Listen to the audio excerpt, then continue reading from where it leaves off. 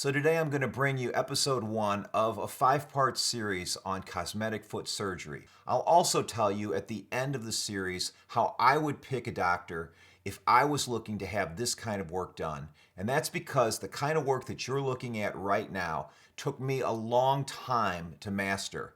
Yes, you can get out of residency and you can do a simple toe procedure, but this requires tendon balancing and an eye for aesthetics that literally took me 5 years of doing surgery all the time to even begin to get the hang of. And then handling the complications that come from this type of foot surgery is also an art in and of itself. We call that tweaking, and the goal is to get the procedure done right enough so that the tweaks are as small as possible if they need to be done at all.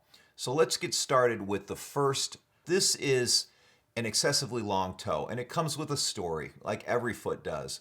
The story is simply this. A patient came in to see me. She was in her 30s. She could not go to a swimming pool without little kids laughing at her because she had a second toe that was literally a half inch longer than her great toe, as you can see right here. And look, besides this, she's got a very aesthetic foot. It's well balanced. There's a great parabola here. There's not prominent extensor tendons. So the idea here is pretty simple. Get the toe shortened. But here are the factors that I always consider when it comes to doing this kind of work. Number one, can we do this and preserve the natural form and function of the foot? Meaning, do we have to put implants in the foot? Or can we do this without fusing the joints or putting implants in?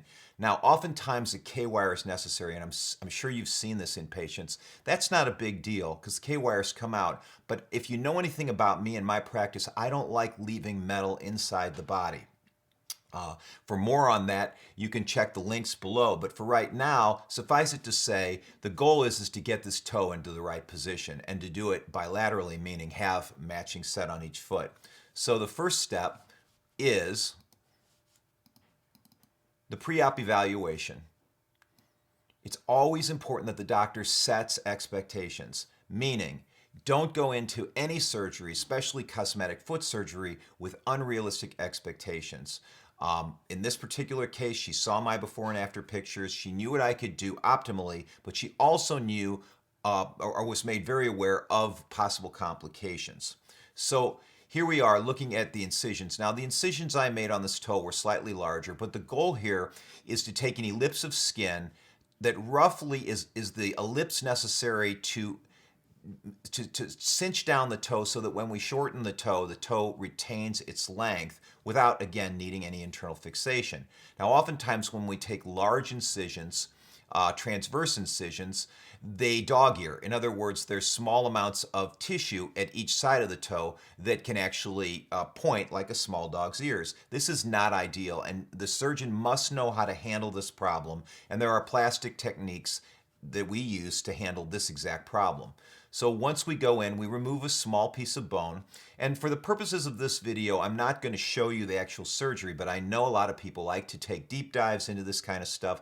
So we'll show you clips in later videos of the exact procedures we do. So we show you the tendons and how to manage the tendons and all that stuff. But for right now, I want to focus on just making the proper skin incision and getting the toe to the right length. So the next picture shows her post-op. Now this picture is probably 20 years old, so I did this a while ago, and she had a really good result. This is only about a week post-op, so you can see that there are stitches, but the goals here of the surgery have been accomplished on the left foot. First, we're going to end up with fissures, natural lines that just look completely natural across the toe. Secondly, the length has been achieved. And number three, and I find very importantly, we didn't have to fuse the toe. Now, in some instances, fusion of the toe is necessary because the great toe wants to abut the second toe. Say you have a bunion. So in later videos, I'm going to explain why it's so important to correct the bunion also when it comes to correcting hammer toes. But in this case, you can see a very good result. So anyway, I want to thank you for watching literally one of the first YouTube channel videos that I've shot. I've taken literally my house and turned it upside down and turned kids that have gone away to college's bedrooms into studios so that I can bring you the best content I can. Please subscribe to my channel, and if you like this video, please give me a thumbs up.